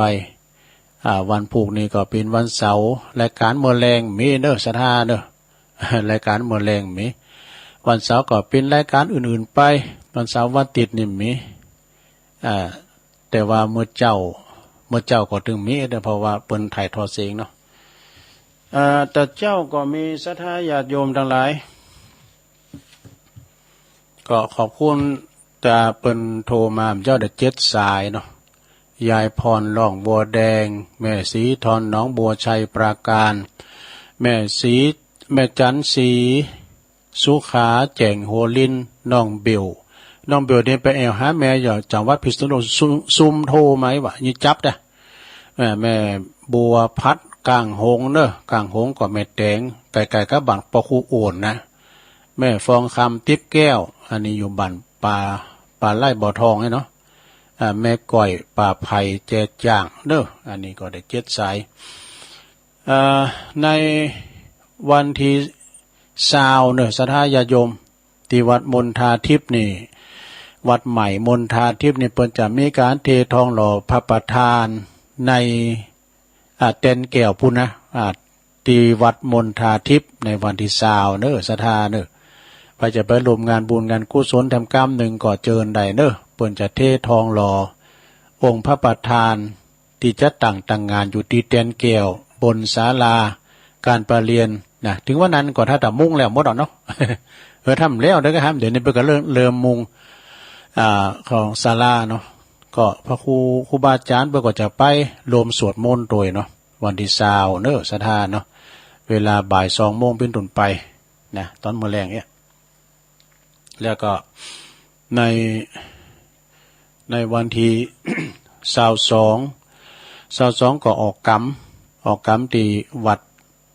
ม่อนฤาษีปริวัติกรรมม่อนฤาษีเนาะเอาตอนนี้ตัวลุงกำลังเปิดมือถือไลน์เข้ามาก็ขออันบอกให้ศรัทธาญาติโยมพอไลน์ตัวลุงนี่มันหายเนอะไลน์ตัวลุงนี่มันจะหายแหละคือมันหลบไปหมดหายทั้งหมดวันเด้อ เพราะว่ามันจะอันตัวลุงกดไปก็มามันหายคนเดียวมันเนอะ แต่ว่าตักตังไลน์ก็กดเข้ามาทำใหม่ก็ได้นะสุทันอันนี้ลือโลงเขาเนอะตักมาตังไลน์เจริญปอนเนอะนะแล้วก็อันนี้ก็มีลุงแก้วก็เนาะ ลุงแก้วนี่เป็นอยู่ปุ่นลุงแก้วนี่เป็นอยู่บ้านนั่นนะกะบ้านน้องโบนะลุงแก้วนี่ก็ตอนเดินลุงไปเขากำเนี่ยเปิ้นเอาพัดลมมาเหือแล้วมันฮ้อน ธัญพัฒน์อันนี้ผมออกจากโรงพยาบาลอันนี้ก็ธัญพัฒน์เนอะชมรมสกายแล้วก็กลุ่มคืนสีขาวเอาละผมตอน2นี่มีหลายเนอะจบละอันตักทางไลน์ต่อไปลองเปิดมือถือกันเนาะสดาลองโทรมาเหรอเจริญปอนพระสาเจ้าลุงแม่อยู่บ้านไหนอยู่พิจิตรยังแม่อ้อยอยู่บ้านหมอเจ้าแม่อ้อยแม่อ้อยเจ้าบ้านหมอเนาะบ้านหมออยู่ที่ไหนอยู่หน้าวัดเจดีย์สาวเจ้าโอ้ลำปางกะเจ้าโอ้ฟังบุญญาวาสกะเจ้าแม่นละเจ้าชัดเจนดีเจ้าแต่ก็ลืมบอกว่าวัดบุญญาวาสแถมเนอมจรลำปางเปิ่นรับสัญญาณเนาะเจ้าโอ้ขอบคุณเป็นอ้อยเนาะชัดเจนดีเนาะเจ้าเป็นกำลังใจให้ตุลุงนะเจ้าวัดเจดีย์สาวตุลุงก็เคยไปเจดีย์สาวไปไหว้สาไปตัวหลวงพ่อเจริญปอนว่าพระบาทรวมชัดเจนเนี่ยลุงเนอะแม่บ่พัดกะเจ้ายินดีแม่บ่พัดกุหลันลุงมาออกก่อนเนี่ยต้นซาลุงเดี๋ยวผมมีงานอยู่นี่เนาะต้นซาฝางยินดีแม่บ่พัดเนอะว่าจะเนี่ยเมืองฝางเจริญปอนเมืองฝางเนอะเนี่ยเจริญปอนกราบไหว้จ่าครับหลวงลุงโอ้สามเณรเอารักนิมนต์ครับวันนี้ได้นิทานเนาะได้นิทานตุ๊เจ้าป่นปอนอาหารบิณฑบาตป่นบาฉันสักกำป่นก็มีการถามเนาะว่าไปจะได้บิณฑบาตก็ข้าเจ้ามีบาตรเอาบาตรใส่อาหารป่นมาได้ฉันสักกำแต่ภายหลังก็ได้คุ้มค่าเนาะได้จากญาติโยมอย่างคุ้มค่าไม่เคยโพสนะกันเนาะครับผมเปิดออกสมาบัติมาใหม่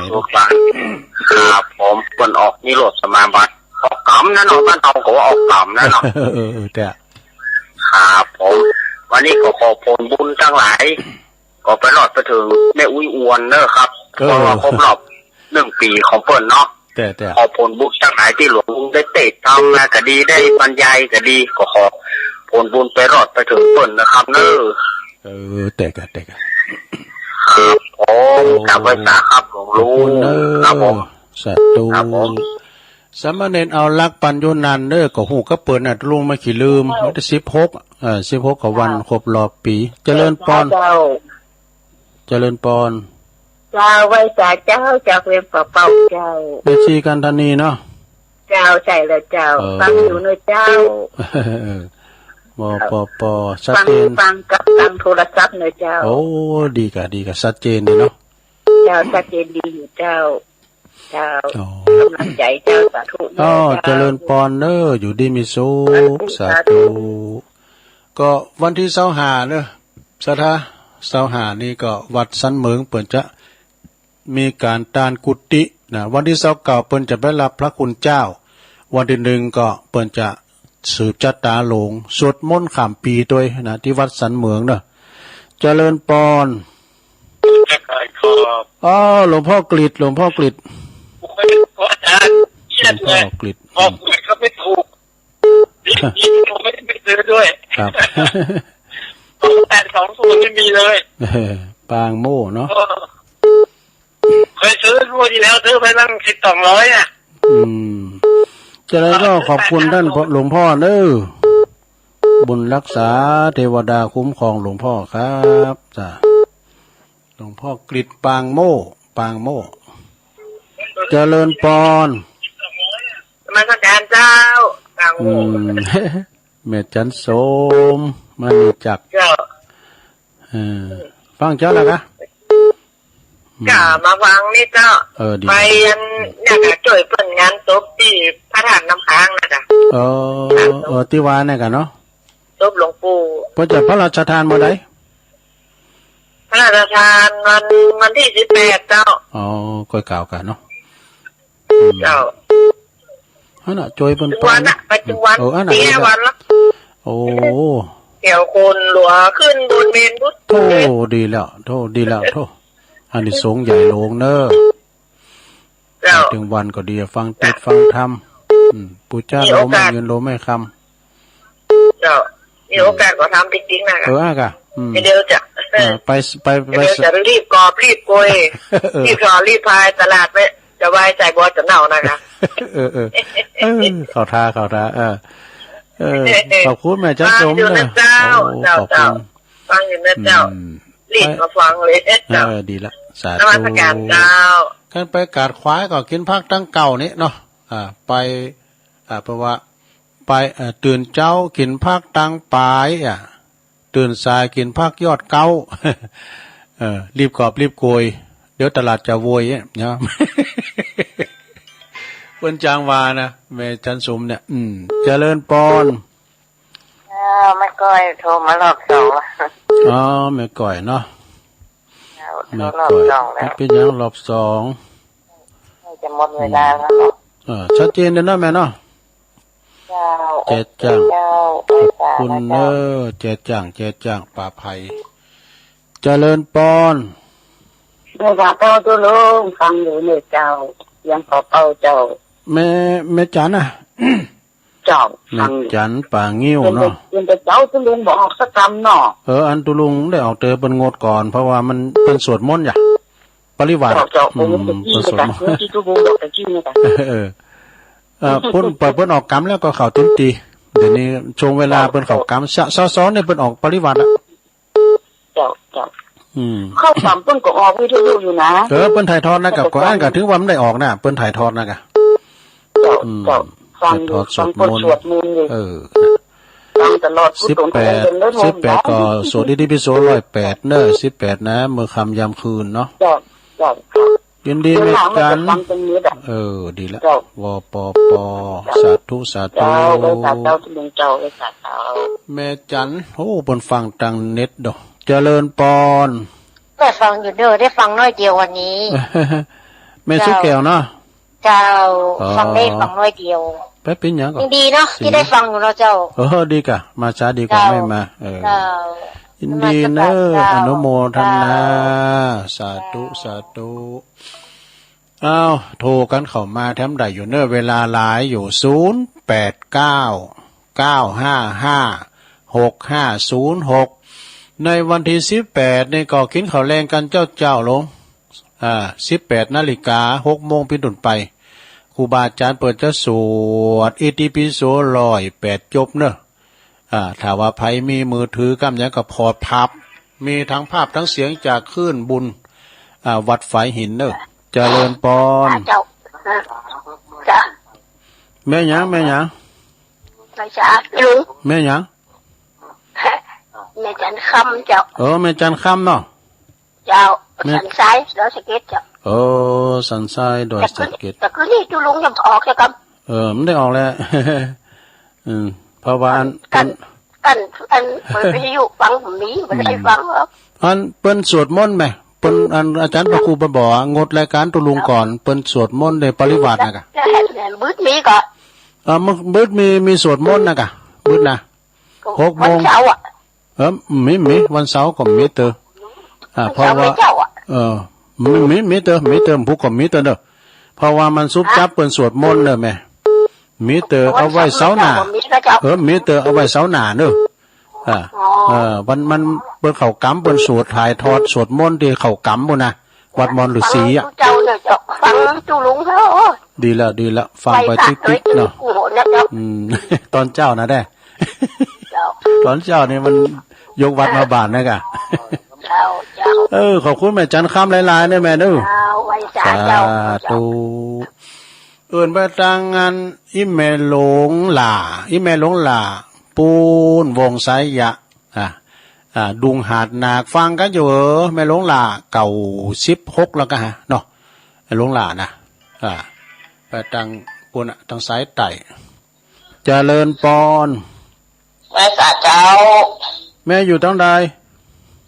อยู่ป่าไม้แดงดอยสะเก็ดเจ้าตุลุงแม่ขอถามตุลุงหน่อยหรอแม่หยังแม่4,000ตัดแก้วเจ้าแม่4,000ป่าไม้แดงเนาะตุลุงว่าต้นจะเตะไอ้ยังก็และจบน่ะอิติปิโสเมื่อใดเราวันที่18นะแม่เนอะวันที่18เวลา 6 โมงนะ6 โมงตอนค่ำไปเนอะไหลไปเนอะ18วันที่18ตั้งอยู่เนี่ยตั้งที่วัดไฟหินนี่ตลอดดีแล้ววันที่18เริ่ม 6 โมงเย็นอีน้อ6 โมงตอนแรงเนาะตอนค่ำเจ้าแม่จะเตรียมตัวไว้เจ้าจะได้นั่งสวดกับเปิ้นคุยอะค่ะขอบคุณแม่4,000หลายๆเด้อสวดกันไปสาธุขอบคุณสวดกันไปอิติปิโส108จบจะสวดแบบไทยน่ะอิติปิโสภะคะวาอะระหังสัมมาสัมพุทโธอย่างตัวลุงเนี่ยมันลุยล่ะอิติปิโสภะคะวาอะระหังสัมมาเจริญปอนไปสาธุตัวลุงมาแล้วแม่จันเรือนใสมาแล้วบนเล่งเข้าหมู่โจรน่ะก็ดีเนาะโจรมาคุ้มครองบัดเลยนะอีกากันถึงเรื่องกันที่เฮาไปเนี่ยมันโมนอกโมนใจในการเพิ่นฟังเข้าใจเพิ่นฟังเนาะบุญคุณอยู่นะกะฮู้บุญคุณน่ะกลับมาเป็นปกป้องคุ้มครองรักษาวัดวาอารามให้ไหนเนาะดีค่ะปฏิสันทานโดยการเล่งดูปูปาดเนาะดีกำแล้วมีน้ำใจต่อเขาก็เลยมีน้ำใจนะ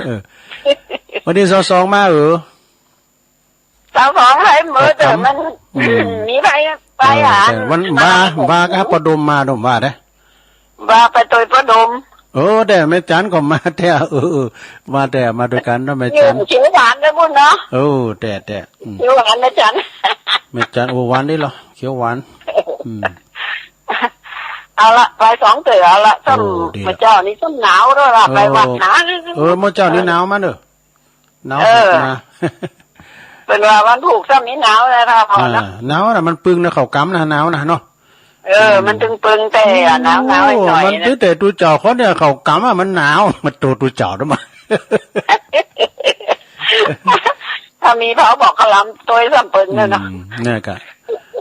เขากำดีตาอันปุ่นก็คานอมโม่ปอกแก้วกับเสียมสีจนได้เอาพัดลมมาเหือมันฮ้อนนะผมนั่นฮ้อนฮ้อนอบฮ้อนโอมาก่อนในฝนนี่ลงหันแล้วน่ะกะมันฝนอ่อยกำเจ้ ชัดเจนนี่แน่ตุลุงขอบคุณแม่จันหลายๆเนอะเจ้าแม่จันเลื่อนสายแต่กำว่านี่เพิ่นมาโดยประดมประดมพุทธวงศ์เจ้าของโอ้ประดมไปก็ถ่ายทอดเสียงเนอะตั้งแต่4 โมงถึง9 โมงนะทุกเจ้า4 โมงถึง9 โมงก็ต้องขอบคุณประดมด้วยเนอะถ่ายทอดเสียงจนจบรายการตอนเจ้าเนาะช่วงตอนเจ้าว่าเปิดก็มาลมทำบุญตัวมากินมาตานมาลมบริจาคปัจจัยด้วยนะ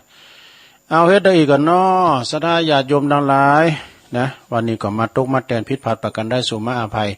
แม่อ้อยบ้านหม้อลำปางฟังจากบุญญาวาสเนอะนี่แม่อ้อยนี่อยู่ทางเจดีย์ซาวแม่โบพัดกุลันนะตุนสานเนอะเมืองฝางสามเณรเอาหลักปัญโยนานเนอะวัดสันเมืองนะเปิ้นก็จะมีงานดังที่ลุงประกาศไปแม่จีกันธนีสายยะจากเว้งป่าเป่าหลวงพ่อกฤษ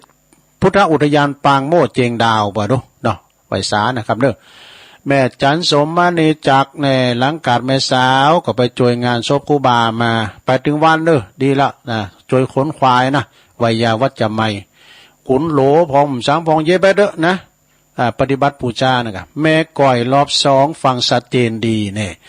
แม่จันป่าเงี้ยวเนอเวงป่าเป่าแม่ก้ามโทนเอา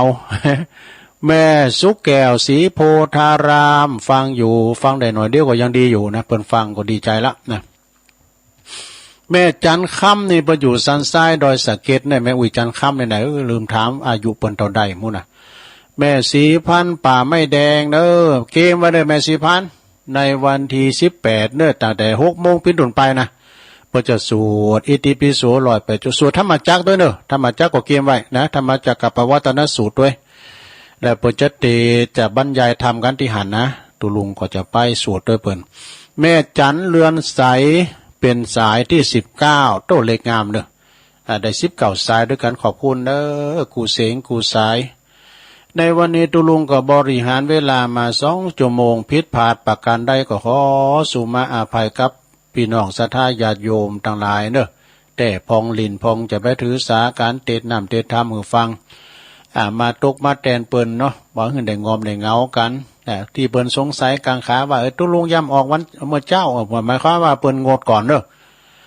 วันเมื่อเจ้าในตี 3เนี่ยตุลุงได้ออกเด้อเพราะว่ามันมาคาบเกี่ยวกันนะครับเกี่ยวกันถึงเปิ้นสวดมนต์ด้วยท่านอาจารย์พระครูเปิ้นก็เลยให้ตุลุงย่างก่อนนะโมดออกคำแล้วก็ว่ากันนี่นะแต่ทรงตอนพวกในตอนเมื่อเจ้าก็มีเตอนะบางพงก็จะถ่าไหวพระถ้าถ่าโยงเข้าบาทนี่กะมีเตอนะลงเด้อเอาไหวเสาหน้าแล้วพุ่มเสาแรงก็มีเตอเด้อเสา6 ค่ำ6 โมงนี่ก็มีเตอมันกราบเกี่ยวกับประสวดมนต์ด้วยเนาะมันแล้วเป็นอย่างก็ลงเนาะแล้วเป็นอย่างพวกก็วันเสาร์ต